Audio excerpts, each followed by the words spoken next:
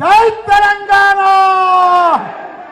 జై కేసీఆర్, జై కేటీఆర్, జై మల్కాజ్గిరి, జై మేడ్చల్, జై మల్లన్న, జై మల్లన్న.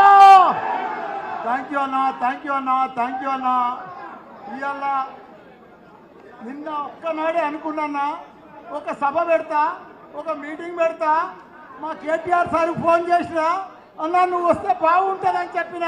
ఎందుకంటే నాకు నీకు జర గ్యాప్ వచ్చింది, ఆ గ్యాప్ కంప్లీట్ అయిపోతుంది అన్న మన నడవని చెప్పి ఇస్తే ఇంతమంది వచ్చినందుకు మీరందరికీ కూడా నా కడుపు నిండిపోయిందన్న. నాకు మీ అందరికీ కూడా నా పాదాభినందనం అన్నా. మీ అందరూ గొంతు పోతుంది చేసే మాట. ఈరోజు మన పార్లమెంట్ మీటింగ్లో మన గౌరవ రాగి లక్ష్మారెడ్డి గారు భారీ మెజారిటీతో గెలవబోతున్న మన అభ్యర్థి మన లక్ష్మారెడ్డి గారు, అదే మాదిరిగా పెద్దలు గౌరవనీయులు మన ముఖ్య అతిథికి వచ్చిన మన యంగ్ డైనమిక్ లీడర్, మన పార్టీ కాబోయే సీఎం, కాబోయే ఫ్యూచర్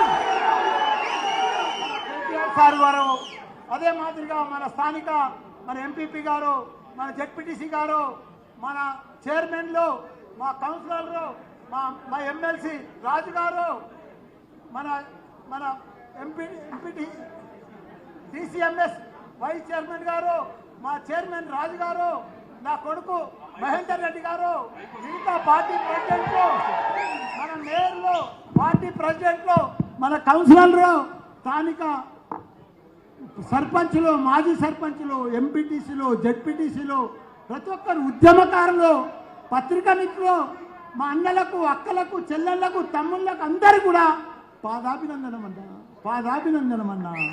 నా అదృష్టం అన్నా. నేను మా నాయన ఎన్ని నోవులు వేసుకుంటే నేను పుట్టినన్నా. అక్కడే మీరు అందరూ దొరికిరంటే మామూలు విషయం కాదన్నా, మామూలు విషయం కాదన్నా. ఇంత ఆదరణ, ఇంత అభిమానం దొరికేది ఎవరికి లేదన్నా, అది మీ మల్లన్నకే ఉందన్న అదృష్టం.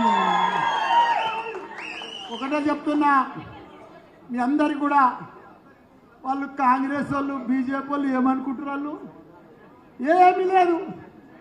మొన్న బీజేపీలో కూడా చూసినా, కాంగ్రెస్లో కూడా చూసినా, ఏమి లేదు, అంతా ఉత్తాసకాలు.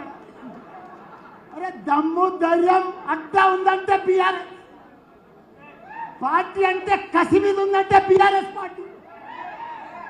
ఏదో 5-6 పోతున్నారంటే ఏదో వాళ్ళు లొకలొకలొకలక అనుకుంటున్నారు.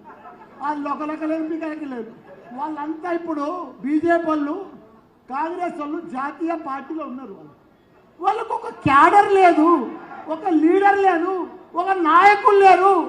ఎంత బెదిరిస్తున్నారంటే మనోళ్ళను. మొన్న ఒక ఎంపీపీ ఇంటికి పోయారు, 4 నాయకులు పోయారు. నేను ఘోరంగా ఓడగొట్టే 4 నాయకులు పోయారు. పోయి ఆయన తన 8 గంటలకు కూర్చురు, పొద్దుగల 1 గంట దాకా బ్రేక్ఫాస్ట్ ఆన్నే చేసారు, లంచ్ ఆన్నే చేసారు. మన చీర్యాల పోతే భోజనం చేసి ఏం చెప్తారు గుర్తా, నువ్వు మా పార్టీలకు వస్తావా లేకపోతే నీ ఫంక్షన్ హాల్ కూలగొడతావు. ఇది ఇంకొక చైర్మన్ దాని పోయి పిలిపించుకున్నారు. నువ్వు మెయిన్ రోడ్ బిల్డింగ్ కట్టావు, నువ్వు వస్తావా రావా? ఉండేనన్నా, వీడికి వస్తాను వాళ్ళు ఉండదు. వాళ్ళని పత్రికన్నా వాళ్ళు లేకపోతే మనకు కనిపించారు. ఓలా మీకు వినిపించేటట్టు వచ్చిన ఓ చైర్మన్ దానికి పోయారు, పిలిపించుకున్నారు. నువ్వు పార్టీలకు వస్తావా, నీ బిల్డింగ్ కూడా కొట్టాలని అడుగుతున్నా. నువ్వు కూర్చోనా, ఏం కట్టుకో. ఇట్లా భయపెట్టి భయాందోళన గురి చేసి వాళ్ళు కాంగ్రెస్ వాళ్ళు మనోళ్ళని తీసుకుంటున్నారు. కానీ వాళ్ళు కూడా పోతున్నారు, కానీ ఓటు మాత్రం బీఆర్ఎస్కే వేస్తారు. వాళ్ళ మనిషి పోతున్నాడు, కానీ వాళ్ళ ఆత్మ పోతలేదు. వాళ్ళంతా కూడా మల్లన్న దిక్కు, లక్ష్మణ దిక్కు, కేటీఆర్ సార్ దిక్కే ఉంటున్నారు. వాళ్ళంతా ఎందుకంటే వాళ్ళు నాకు చెప్తున్నారు, అన్నా ఏమనుకోకు, వాళ్ళు నా బిల్డింగ్ కూడా కొడతారు, నా దుర్మార్గులు, నేను పోతున్నా, ఏమనుకోకండి పోయిరా పో అన్నాను. ఎందుకంటే పోయినా ఓటు మనకే ఇస్తాడు. వాళ్ళు మనసు నింపడం లేదు, అంత బాధ పెడుతున్నారు. 4 నెలల్లో చూసినాం. ఇప్పుడు 1000 ఇల్లు కూడా కొట్టిరు సార్ వాళ్ళు. నా మేడ్చల్లనే జవహర్ నగర్లో 80 ఇల్లు కూడా కొట్టిరు సార్. జవహర్ నగర్లో 80 పేదోళ్ళై. నేను 40,000 ఇల్లు కట్టిస్తే వాళ్ళకి నంబర్ ఇచ్చిండు మన కేటీఆర్ సారు. 200 కోట్లు పెట్టి అభివృద్ధి చేస్తే ఇలా వీళ్ళు వచ్చి కాంగ్రెస్ వాళ్ళు వచ్చి 40-80 ఇల్లు కూడా కొట్టిరు. అదే మాదిరిగా